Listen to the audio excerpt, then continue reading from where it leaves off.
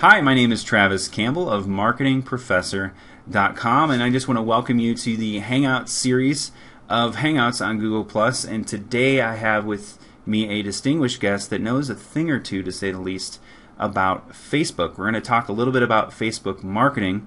So I just want to take a moment to introduce my friend Amy Porterfield. Amy has worked with some prestigious marketers and well-known business coaches and entrepreneurs, and she has come out with a very interesting course based out of her experience with Facebook and marketing on Facebook in particular. So without further ado, Amy Porterfield, where are you speaking to us from, and welcome to this Hangout.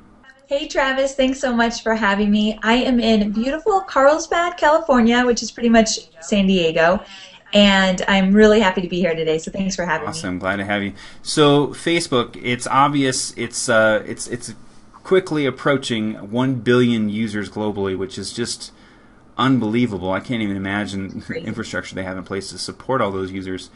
And it represents, you feel it represents an incredible marketing opportunity. Now, for those of you who are watching this video at Marketing Professor, you're already in the middle of the review, and you see the review that has been written up about Amy's course. For those that are watching on YouTube, you're welcome to follow the link in the description to go and see the full review. But one of the things I've found that's been frustrating, and been frustrating for a lot of readers and subscribers and clients, is there's this great opportunity that makes up Facebook, and they don't know where to start. They don't know where to begin. Do I start with ads, and what am I doing it for? And I have to tell you straight up, I know I mentioned this just before the call, but in your course you talk about these 9 essentials, or this 9 essentials of Facebook marketing as a part of a strategy to kick off the course. And I found that to be refreshing, because a lot of people go into this, they're business minded, but they're not sure what the strategy is. How long did it take you to come up with that, and how many trials and errors did you have to get to that point? You know, a lot of trials and errors. When I was starting out, there were so many different things I would try, and actually I wanted to go crazy with all the things that people were telling me. Try this, do that, you should be doing this, don't do that. So with Facebook, there's so much that you can do, but you really have to get clear on why you're on Facebook. And when you really understand why are you on Facebook, how are you using it for your business, and how do you want to reach your clients that way, those 9 rules really came into play, because I knew, okay, I know where I'm going now with Facebook, I know what I want to do, so I've got to really set the path there. And so when you go over those 9 rules, you kind of get a little bit of a, you know, your journey along the way. Right. No, I thought it was great, and it was obvious it was built out of your own experience working with clients and stuff. So, just keeping this moving forward, what do you see is maybe 1 or 2 of the challenges, the greatest challenges people have when it comes to using Facebook as a marketing platform? And are there common, like, stumbling blocks or roadblocks that you see people running into? And how would you advise them to get over those? So I'm glad you asked that, because I do. There's 2 questions that get asked all the time, anytime I say that I work in Facebook marketing. And the first one is, how do I get more fans? I think people really struggle. The average number of fans is really low if you look across all Facebook pages. So what gets people kind of stuck is they go to Starbucks or Zappos, or, you know, the big ones. Oreo has a great Facebook page, and they look at the millions of fans and they're thinking, I could never do that. So the first thing you need to do is do not compare yourself to anybody on Facebook. Really just stay with what you're doing, and when you have a strategy and you keep moving toward your goal, you don't need to worry about other people's numbers and whatnot. So that's just one little quick tip there. But a strategy to get more fans is, one way you do that is you need to make sure that you're telling people you have a Facebook page. Now, that sounds so simple, but I think we often forget that we need to drive traffic to it. It's just not going to happen organically. You know, I always say that movie Field of Dreams, if you build it, they will come. Not so on Facebook. So with that, a few quick tips. One is to use something called Y-Stamp. Have you ever heard of Y-Stamp? It's where if you have a Gmail account, you can add your social media icons. I learned this from Denise Wakeman of the Blog Squad. She first taught me this. But you can put your social media icons in your email. So every time you're sending emails, people can see the link so they could go to your Facebook page right from your email. But here's the cool thing. If you really want to focus on growing your fan base, you can actually put your latest Facebook post in your email address as well, or the bottom of your email. Signature? And so, yeah, and your signature. So now people are not only just seeing an icon to Facebook, but if you capture their interest in what you posted on Facebook, that's why every post counts. But if you put an interesting quote there and they're seeing it, they're more apt to click on it and become a fan. So Y-Stamp is a great, inexpensive, free tool you can use to drive more traffic. How do you spell that, Amy? So it's WISESTAMP.com. Excellent. So it works for Gmail and a few other ones. It doesn't work for Outlook, I don't think, but I love it. It's really great. Another little quick tip is that my assistant, she also has my links to Facebook. So anyone she emails on my behalf, they're still, through her, they're seeing my Facebook post. So I've noticed a big influx of fans ever since I've added this. So that's one quick tip there. I'm taking notes mentally, at least. That's an excellent tip. Excellent. Very cool. And then also, I talk about this in the program. It's kind of hard to get to without showing pictures and examples. But Facebook, when you run Facebook ads, you can actually run ads to a sales page or your website outside of Facebook.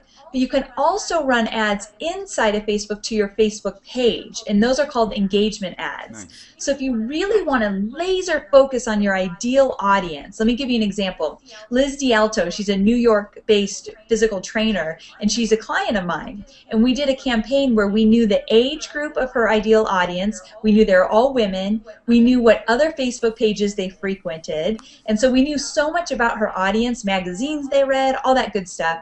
So when we ran Facebook ads, we laser targeted to make sure our ads only showed up exactly where we wanted them to show up inside Facebook. And we would ask questions like, click like if you want to get toned and in shape in 2012. Well, her ideal audience, definitely that would be a question we would ask them. So they could click like right in the ad, and they would instantly become a fan of her page without ever going to her page. And the beauty of that is now her Facebook posts start getting out into their news feeds. So we grew her fan base really quickly using a series of different click like if and all of these engagement ads. So it works really well, and it goes across so many different niches. You can use this kind of strategy. So Facebook ads that drive traffic to your Facebook page and have the like button inside the ad. Excellent. Those are great tips for getting more likes on your business pages there on Facebook.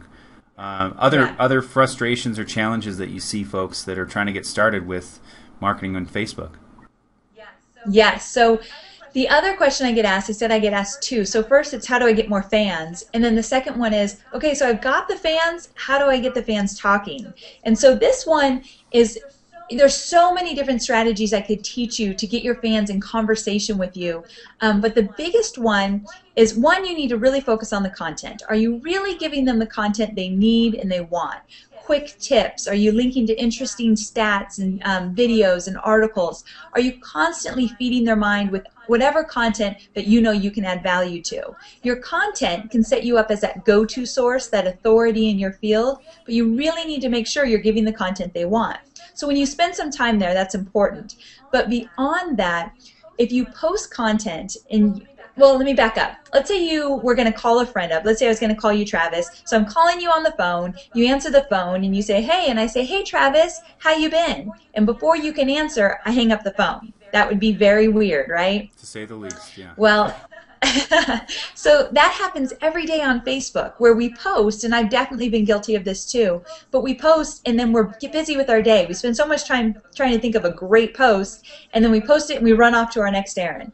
Well, if you can stay around a little bit, maybe 10 minutes even, and when someone responds or comments, You use their first name, you respond back to them. Hey John, thanks so much for the post. I'm really glad you showed up. Or I completely agree with you, Sally. That's a great tip. I also try XYZ.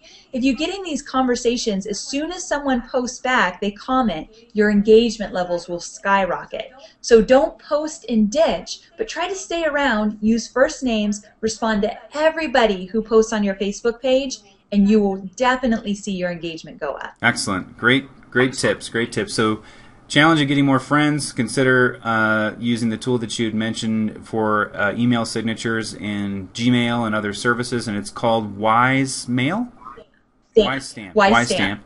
Secondarily, is consider running a campaign on Facebook to drive traffic to your internal page or your page to be liked and target it properly. Now, obviously, all of this type of stuff is talked about in detail in the course. I can say that firsthand as somebody that's gone through much of the course, and you've taken the time to come to this review page if you're over at Marketing Professor. So there's a lot of great tips and nuggets of information. And I don't know how much experience is built into this course, but it's obvious to me that you spent at least 2 or 3 years dealing with Facebook in different facets and logged a lot of hours. If you're a business owner and you believe that Facebook is a platform like I do that's worth exploring for marketing purposes, I'd strongly encourage you to check out what Amy has put together in this course. So any final words you might have for folks that are interested in either the course or Facebook for marketing, Amy? Yeah, definitely. You know, if with over almost a billion, I guess almost a billion people on Facebook, there's probably no doubt that your audience is on Facebook now. And so if you don't get to Facebook, your competitors definitely will. So if you understand how to use Facebook to market your business and you get really clear on that, then it's not something where you're wasting your time trying to network and get on there, but you really have a plan. So whether you buy this product, FB Influence, or you learn some other way, I just encourage you to get a strategy, because Facebook's not going anywhere and it's only going to get bigger. So you want to get really clear on how you're going to use it to grow your business so that you can go spend other time on areas that you do really well where you can build your business even more. So get clear on your Facebook strategy so you don't have to worry about it. And I think in the coming year, this is a great resource for folks to get clear on what they want to do in the coming year to grow their business by using Facebook marketing. Well, there you have it, folks. If you're interested in learning more about the course, you can check out the link that's on the screen now. Perhaps you've seen it a couple times throughout the interview. My name is Travis Campbell of MarketingProfessor.com with a Hangout Series interview with the aforementioned Amy Porterfield, my distinguished guest, the creator of Facebook Influence. Thank you for watching this video or participating on the Hangout, and we'll look forward to speaking with you next time on the web.